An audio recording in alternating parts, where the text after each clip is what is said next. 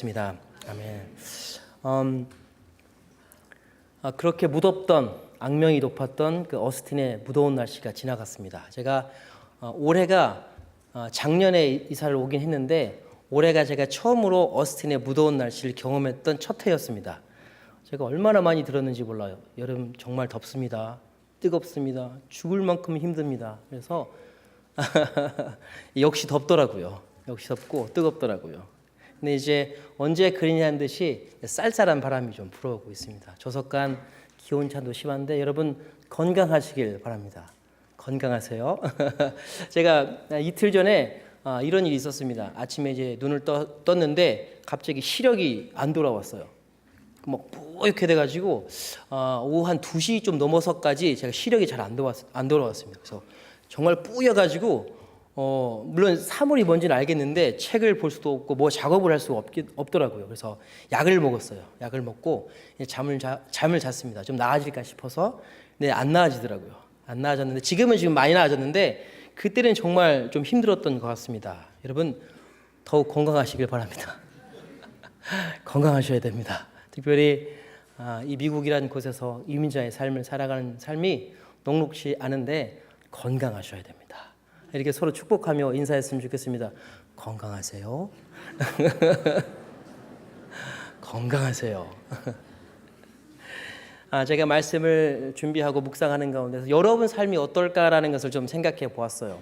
그도 그럴 것이 저도 여러분들과 같은 입장으로 지금 이곳에 살고 있잖아요. 그래서 여러분 삶과 여러분과 좀 더 공감하고 싶어서 여러분 삶이 어떨까라는 것들을 고민해 봤습니다. 그러면서 이런 질문이 들더라고요. 여러분 미국의 삶은 어떠십니까? 아메리칸 드림은 이루셨나요? 여러분 처음에 한국을 떠나서 어떤 목적으로 오셨고 어떤 마음으로 오셨고 어떻게 살아가고 있습니까? 모르긴 몰라도 한국을 떠날 때 비행기에 몸을 실을 때는 여러분 몸만 실은 것이 아니라 희망을 함께 싣고 이곳에 왔을 거라고 생각이 듭니다. 잘 될 것이다. 좋아질 것이다. 희망이 있다. 적어도 내 자식들만큼은 자녀만큼은 잘 살 수 있을 것이다. 물론 어떤 분은 울며 겨자 먹기식으로 오신 분들도 계실 텐데 아마 대부분의 분들이 공감하실 것입니다. 우리 모두는 희망을 갖고 왔고 그리고 희망을 갖고 살아가고 있습니다. 저는 미국에 공부 때문에 왔습니다. 공부를 하기 위해서 미국에 왔어요. 근데 청년들도 알다시피 제가 영어를 형편없이 못했습니다. 근데 미국에 오려면 그 토플이라는 시험을 패스를 해야 됐거든요. 근데 저는 읽는 것만 가능했었습니다. 정말 영어를 못했는데 하루에 정말 안 믿으실지 모르겠지만 400단어씩 외웠습니다. 이 돌대가리를 막 두드려가면서 하루 새벽은 막 너무 눈물이 났어요. 이 돌대가리가 안 외워진다. 머리를 때리면서 여하튼 하루에 정말 400단어씩 외우고 선생님이 외워라는 문장 다 외우고 그래서 결국은 시험을 아주 우수한 성적으로 통과를 해서 이곳에 와서 포트워스에 소조한 신학교에서 제가 미국 생활을 처음 시작하게 되었습니다. 제가 유학 온 첫날 수업을 저는 아직도 잊지 못합니다. 교수님께서 수업을 하시는데 한마디도 못 알아들었습니다. 그래서 저는 그런 생각을 했어요. 제가 배운 영어와 저분이 배운 영어는 다른가? 그래서 그날 그 밤에 제가 창피하고 서러워서 복받쳐서 막 울었습니다. 내가 앞으로 미국 생활을 어떻게 하지? 분명히 내 공부를 열심히 했는데 하나도 못 알아듣는 그 현실 때문에 정말 눈물을 많이 흘렸어요. 또 이런저런 사정으로 해서 제가 돈이 없던 적도 있습니다. 청년들은 잘 알지만 제가 방에를 가봤는데 올해 하루는 방을 갔는데 제 방에 갔는데 기숙사죠. 흰 쌀하고 쌈장만 있더라고요. 그래가지고 제가 수십 일을 흰 쌀밥에 쌈장을 비벼 먹으며 살았습니다. 근데 자존심은 있어가지고 사람들한테 손은 못 벌리고 제가 그 흰 밥에 쌈장을 비벼 먹으면서 수십 일을 제가 살았던 기억이 있습니다. 그래서 저는 한동안 쌈장을 쳐다보지도 않았습니다. 왜냐면 보면 왠지 속 쓰렸었어요. 진짜로. 그래서 또 한 번은 이제 아내와 이제 결혼 초기인데 제가 이제 과도한 스트레스를 받았어요. 그래가지고 제가 하혈을 했습니다. 일주일 동안 계속 매일. 그래가지고 제가 거의 마지막 때쯤 됐을 때는 거의 기절할 정도로 싶어서 제가 병원에 갔어요. 이머전시 룸에 갔는데 거기서 이제 이런저런 검사를 했죠. 검사를 하고 이제 얼마를 내야 되는지를 받아봤는데 그래요. 제 기겁을 냈어요. 12,000불. 12,000불? 한국 돈으로 지금 1,300만 원인데 병원을 한번 방문했는데 지금 1,300만 원을 내가 내는 거야? 이야, 이게 정말 다행히 보험이 있어서 내야 됐던 돈보다 아주 적게 돈을 냈지만 그 이후로도 제가 병원을 갈 때쯤이면 오늘은 얼마를 내야 될까? 오늘은 얼마를 청구할까?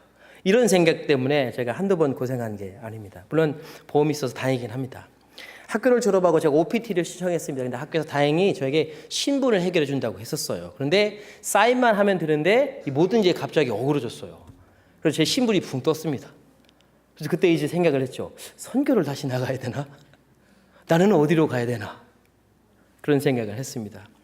여기가 내 조국 한국 땅이었으면 신분 문제로 고생하지 않을 텐데 내 나라 내 땅이 아니어서 살려면 허락을 받고 살아가야 되는 게 씁쓸하더라고요. 또 언어 문제는 유학 온 순간부터 지금까지 좀 저를 괴롭히고 있는 것 같습니다. 물론 지금은 아주 유창하진 않지만 곧잘 합니다.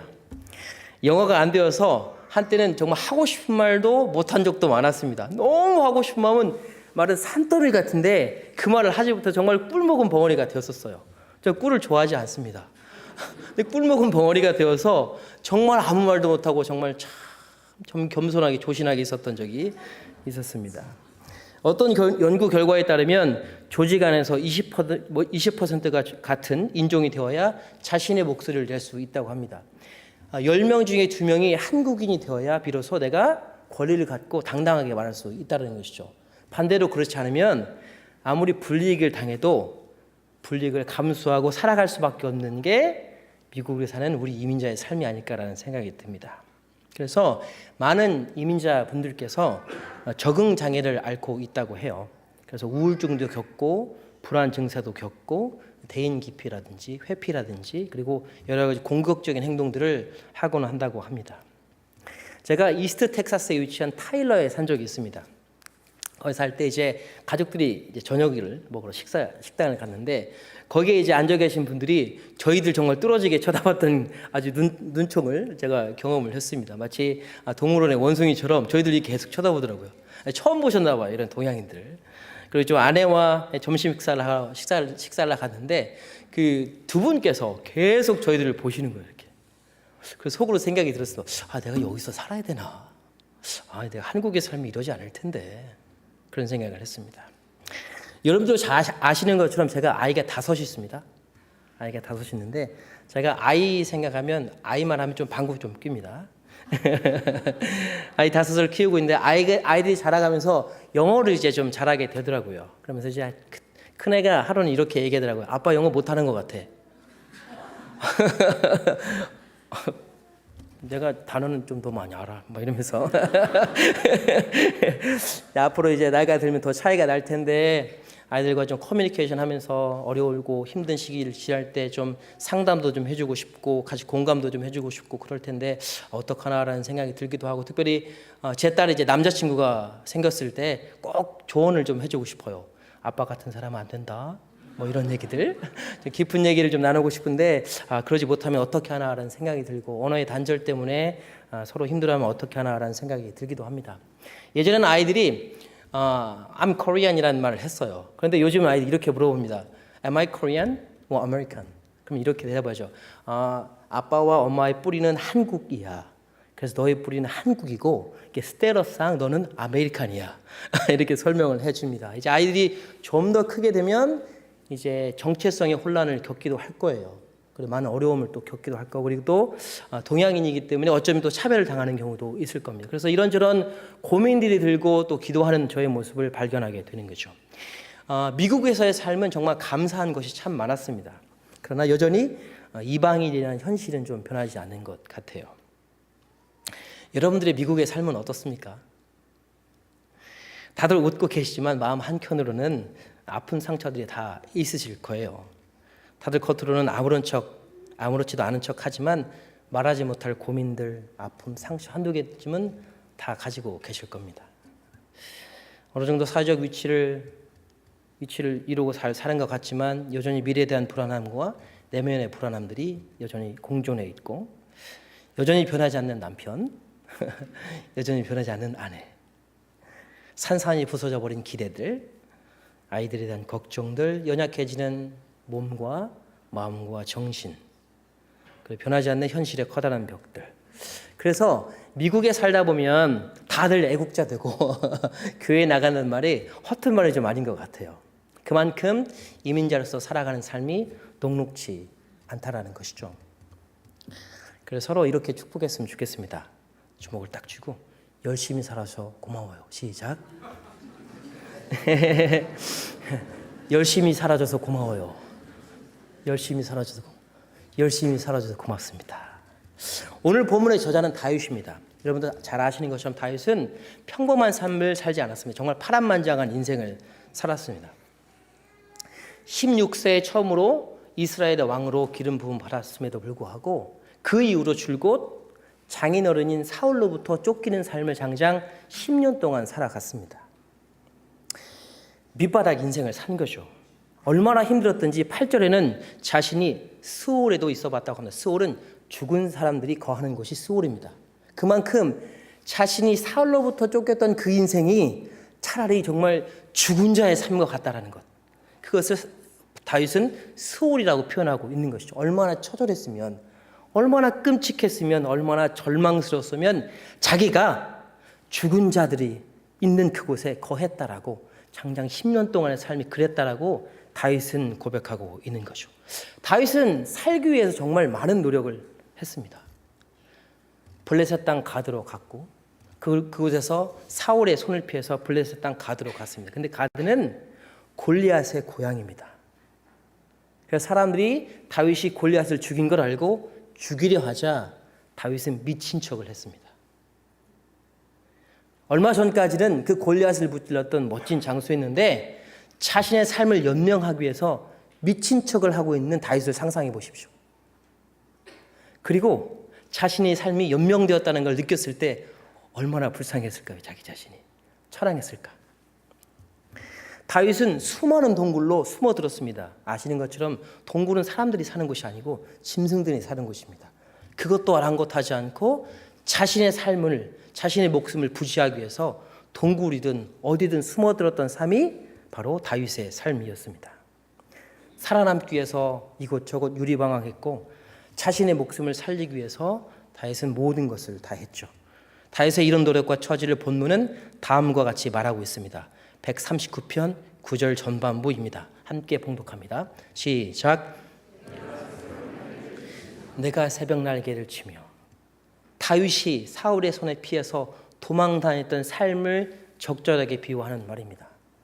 날개라는 말은 원어로 카나프라는 말인데 날개나 광선, 옷이라는 말인데 대부분의 주석학자들은 광선이라는 말로 해석을 합니다. 왜냐하면 이 본문 자체가 다윗이 사울을 피해서 도망 다녔던 시기를 배경으로 하기 때문에 그렇습니다. 마치 새벽에 동쪽에서 아침 해가 떠올라서 그 햇살이 아주 빠르게 세상을 밝히듯이 다윗이 사울의 손을 피해서 그렇게 아주 빨리 도망쳤던 것을 묘사하는 것이 새벽 날개라는 것이죠. 잠을 자지도 못하고 항상 불안에 떨면서 언제 사울이 와서 자기를 죽일지 몰라서 잠도 자지도 못한 채 새벽 날개처럼 도망 다녀만 했던 다윗의 삶이 새벽 날개를 치며라고 고백하는 그런 삶이라는 것이죠. 언제 잡혀도 잡힐 게 뻔하고 잡히면 죽을 것이 뻔하기 때문에 극도로 불안한 상태에서 다윗은 살아남기 위해서 새벽 날개를 치며 도망 다녔습니다. 그것도 장장 10년 동안이나. 설상가상이라는 말이 있죠. 난처한 일이나 불행이 잇따라 일어나는 것을 일컫는 말입니다. 다윗은 자신의 목숨을 연명하기 위해서 새벽 날개를 치듯이 그렇게 도망 다녔습니다. 그런데 다윗이 자신의 모든 노력을 다하고 미친 척을 하면서 당도한 곳이 어디냐면 바다끝이라고 합니다. 바다끝. 139편 9절 후반절입니다. 함께 읽습니다. 시작. 바다끝은 절망과 고통을 상징합니다. 다윗은 자신의 모든 노력을 다했습니다. 그런데 결국 끝내 마주한 곳이 절망이라는 바다끝이었다는 거죠. 자신이 아무리 노력을 해도 이 현실을 벗어날 수가 없었습니다. 자신을 쫓아오는 사울, 이 현실을, 이 절망을 벗어날 수 없었던 것이죠.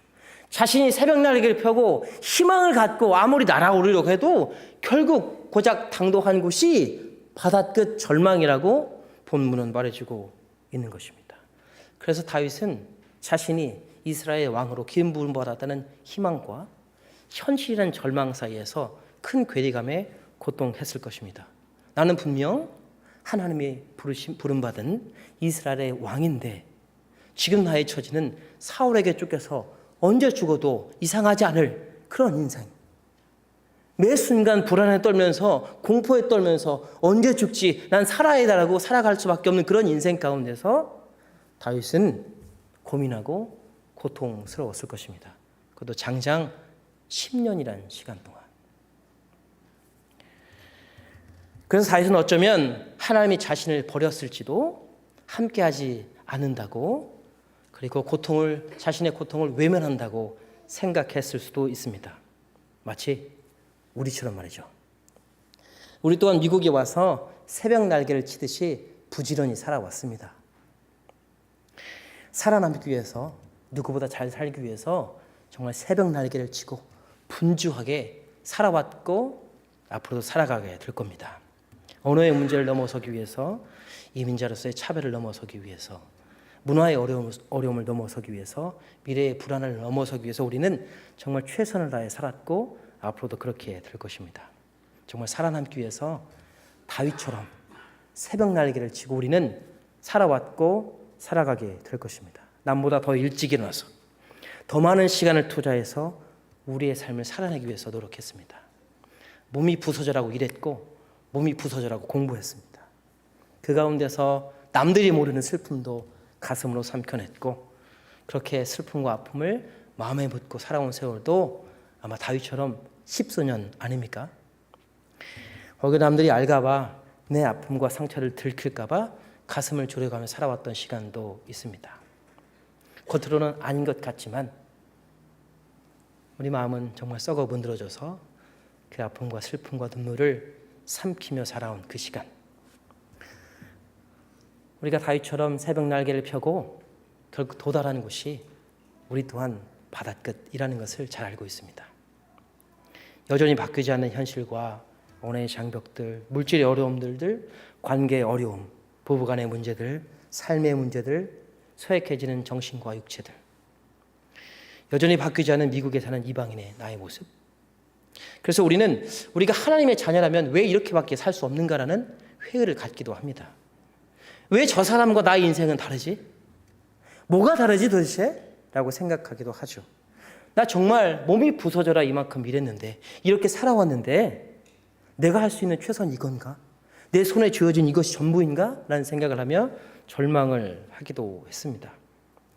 어느 정도 사회적 위치에 있는데 여전히 불안함과 걱정들은 사라지지 않고, 어느 때는 과거를 생각하며 현실에 절망하기도 하고 언제쯤 이런 문제가 사라질까 하는 막연한 기대를 하기도 합니다. 우리 모두는 이런 문제를 안고 살아가고 있고 우리 모두는 바닷끝 절망 가운데 있습니다. 그래서 불쑥불쑥 내 마음에 올라오는 아픔이 있고 그것 때문에 눈물을 흘리고 그것 때문에 흔들리고 신앙도 흘리고 관계도 흔들리고 마음도 흔들리고 살아가는 것 같습니다. 그래서 현실에서 우리는 하나님이 우리를 떠난 것은 아닌가? 우리를 정말 버린 것은 아닌가? 정말 하나님이 어디 있나? 아니 이 바닷끝 절망 가운데서 도대체 하나님은 어디 있나라는 생각을 하기도 합니다. 하나님이 정말 어디 계시냐? 어디 계신가? 139편 10절 말씀입니다. 함께 봉독합니다. 거기서도 주의 손이 나를 인도하시며 주의 오른손이 나를 붙드시리로다. 다윗의 결론은 함께 하시는 하나님입니다. 다윗의 결론은 구원하시는 하나님의 손입니다. 자신이 삶을 정리하며 삶을 회고하며 파란만장한 인생을 살았던 그 삶을 회고하며 생각하며 내린 결론이 내가 새벽 날개를 치고 바다 끝에 거할지라도 거기에 하나님이 함께 하셨습니다. 내가 절망으로 인해서 몸부림치고 넘어져 있는 그 순간에도 주님의 손은 나와 함께 하셨고 그 주님의 구원의 손이 나를 구원하셨습니다. 내가 살기 위해서 미친 짓을 하고 나의 노력 때문에 내가 살아남은 것이 아니라 내가 구원을 얻은 것이 아니라 하나님의 손이 나를 구원하셨습니다라고 오늘 그렇게 고백하고 있는 것이죠. 다윗은 여전히 함께하는 여전히 앞에 있는 현실의 벽이 아니라 현실의 벽에 넘어서 있는 웃고 있는 그 하나님을 믿음의 눈으로 바라보게 된 것이죠. 여러분들은 어떤 바다의 끝에 있습니까? 어떤 절망 가운데 있습니까? 순간순간 올라오는 그 아픔과 쓴뿌리는 무엇입니까? 여러분을 괴롭게 하는 상처는 무엇입니까? 좌절과 절망은 무엇입니까? 여러분이 힘들어하는 이질감은 무엇입니까? 삶의 문제들은 무엇입니까? 여러분 어떤 바다 끝에 절망 가운데 있습니까? 여러분 바다 끝 절망에서 함께 하시는 하나님을 바라보는 것이 믿음입니다. 우리의 상황이 어떠하든지 시선을 현실이 아니라 함께 하시는 하나님에게 시선을 두는 것이 믿음이고, 그리고 믿음의 눈을 들어서 하나님을 바라볼 때 하나님 우리 삶에 적극적으로 개입하시고 간섭하시고 하나님의 일을 해나가실 것입니다. 그게 다윗을 통해서 하나님이 우리에게 말씀하시고 싶으신 것이죠. 하나님은 함께 하신다. 함께 하시는 하나님을 바라볼 때 하나님이 우리 손을 잡아서 이끌어 주시고 구원해 주실 것이다. 이사야 40장 31절 말씀입니다. 이사야 40장 31절 말씀입니다. 함께 읽습니다. 오직 여호와를 앙망하는 자는 새 힘을 얻으리니 독수리의 날개 치며 올라감 같을 것이요 다른 박질하여도 곤비치 아니하겠고 걸어가도 피곤치. 여호와를 앙망하다라는 것은 원어로 기다리다, 받아들이다, 환영하다라는 말입니다. 하나님의 통치를 기대하면서 기다리는, 환영하는 사람들에게 하나님은 새 힘을 주신다고 약속하신다는 것이죠. 그리고 이런 사람들에게 하나님을 만나 주십니다. 하나님, 제가 이 절망 가운데 있습니다.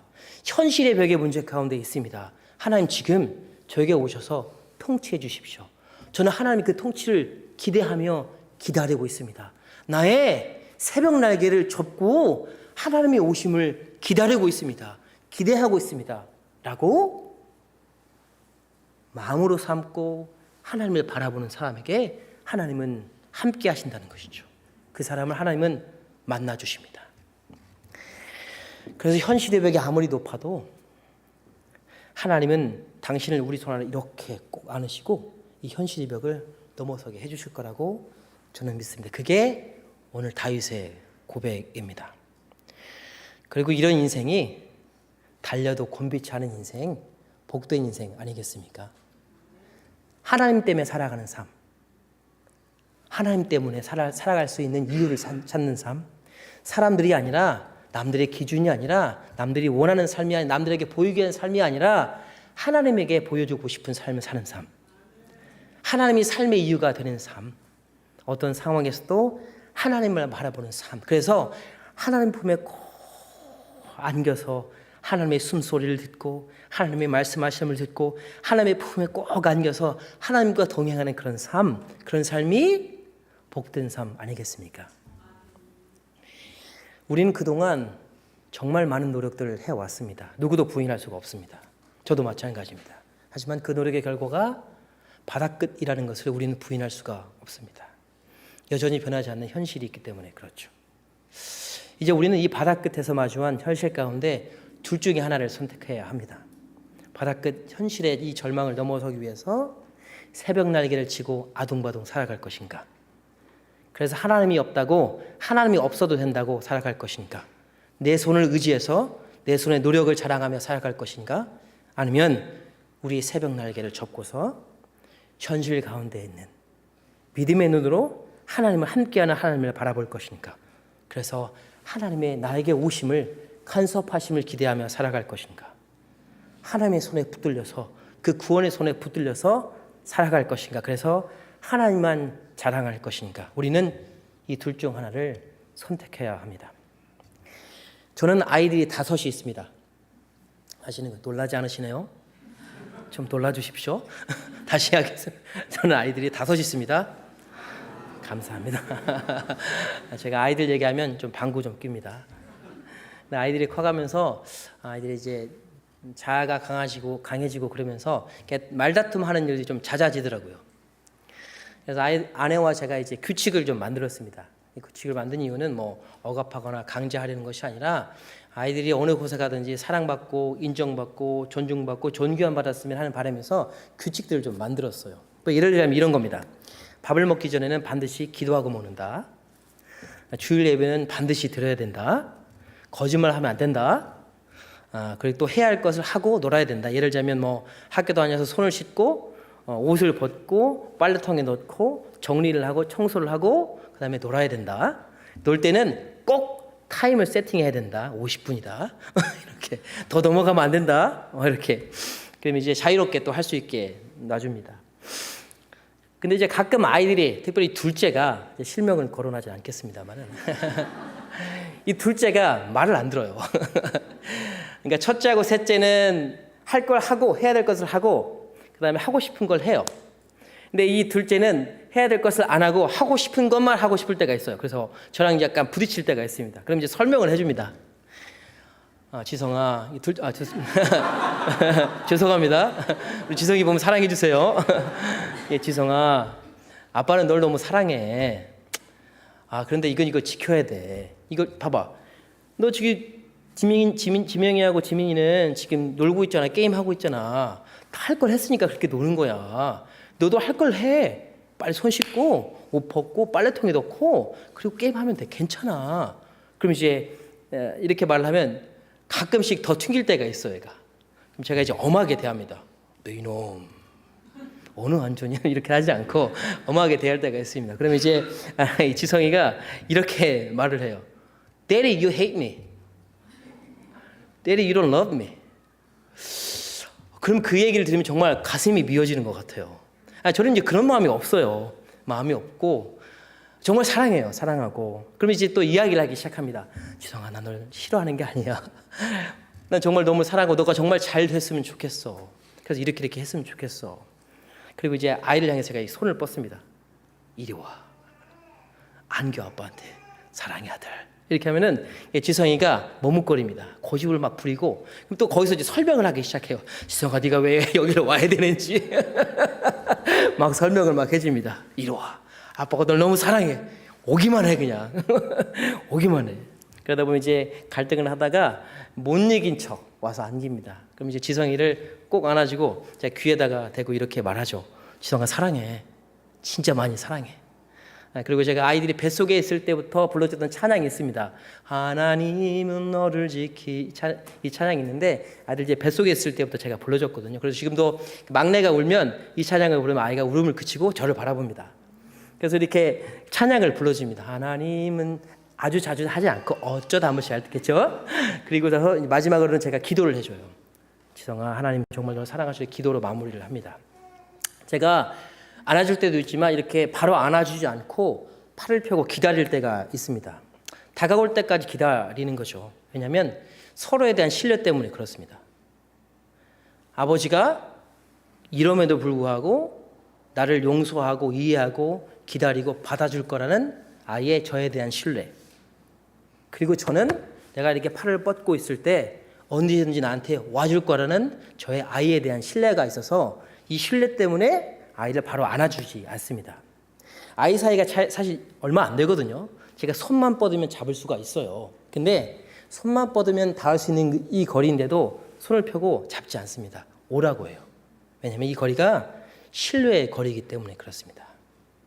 이 둘째가 한 발 딱 내딛었을 때 이 아이의 저에 대한 신뢰가 자라기 때문에 그런 거죠. 그럼 이제 꼭 안아주죠. 그러면서 아이는 내가 자신을 얼마나 사랑하는지, 얼마나 아끼는지, 그리고 이렇게 기다리는지, 소중하게 생각하는지, 얼마나 돕고 싶어 하는지를 마음으로 알게 되더라고요. 마음으로. 어쩌면 이 신뢰의 관계라고, 신뢰의 거리라고 하는 것이 우리에게는 바닥끝이 될 수도 있습니다. 바닥끝은 그런 의미에서 절망이 아닙니다. 바닥끝은 신뢰의 장소입니다. 우리가 우리의 하나님에 대한 신뢰를 그리고 하나님의 우리에 대한 신뢰를 확인하는 시간입니다. 그렇기 때문에 이 바닥끝은 오히려 우리에게 회복과 신뢰와 치유가 있는 장소가 되는 것이죠. 하나님이 이 바다 끝에도 여전히 함께 하시기 때문에 그렇습니다. 우리는 그냥 두 팔 벌린 하나님께 한 발 내디디면 돼요. 그럼 하나님 우리 안아주시고 치유하시고 회복시켜 주실 것입니다. 여러분 믿으십니까? 다윗은 정말 새벽 날개를 치듯이 살아온 우리에게, 잠도 자지 않고 정말 최선의 노력을 다하며 살아온 우리에게, 살아남기 위해서, 살아가기 위해서 그렇게 최선을 다해 살아온 우리에게 이렇게 질문하는 것 같습니다. 여러분은 현실이라는 바다 끝에서 무엇을 보고 있습니까? 현실의 높은 벽입니까? 아니면 함께 하시는 하나님입니까? 현실이라는 이 바다 끝에서 여러분은 무엇을 의지하며 살아가고 있습니까? 이미 다 망가져버린 날개입니까? 그래서 여전히 미련을 못 버리고 만지작거리면서 어떻게 한번 다시 망가진 날개로 나를까 그 고민하고 있습니까? 아니면 하나님의 구원의 손을 붙잡고 있습니까? 여러분은 어떤 선택이 하나님이 여러분을 향한 축복의 선택이 될 거라고 생각하십니까? 저는 이 말씀을 준비하면서 여러분의 삶을 묵상하고 여러분과 공감하기 위해서 묵상하고 기도했습니다. 그러면서 제 삶을 또한 묵상해 보았는데 저 또한 단언컨대 오늘 다윗처럼 그런 고백을 할 수밖에 없더라고요. 내가 새벽 날개를 치고 바다 끝에 거할 때에도 여전히 하나님은 나와 함께 하셨고, 그리고 하나님의 구원의 손이 나를 구원하셔서 지금까지 이끄셨다.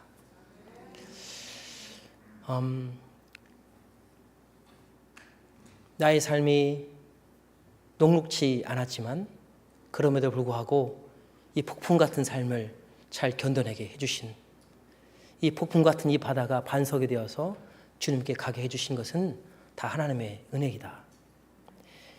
내가 절망 가운데서 정말 남에게 들키고 싶지 않은 그 눈물을 흘리면서 참고 살아갔던 그 인생 가운데 여전히 하나님이 함께 하셨고 같이 울어주셨구나. 하나님 이제 좀 그만 갔으면 좋겠는데요 라고 말하는 그 순간에도 하나님 내 등을 미시면서 내가 같이 가줄게라고 말씀하고 계셨구나. 내가 그 내 자신의 수치심 때문에, 아주 조잡한 마음 때문에 비교의식에 사로잡혀서 그렇게 투덜거리며 살아가는 그 순간에도 하나님 나를 기다려 주셨구나. 그 고백을 저도 하게 되더라고요. 아마 여러분도 그런 고백이 있으실 겁니다. 바다끝 절망에 계십니까? 믿음의 눈으로 함께 하시는 하나님을 바라보는 우리가 되기를 주님의 이름으로 축복합니다. 여러분의 새벽 날개를 접고서 구원의 하나님의 손만 붙드는 여러분들이 되시길 주님의 이름으로 축복합니다. 그래서 우리가 생각하는 바다끝 절망이 매 순간순간 구원의 감격의 드라마가 되는 그런 복된 인생을 살아가시길 주님의 이름으로 축복합니다. 믿음이면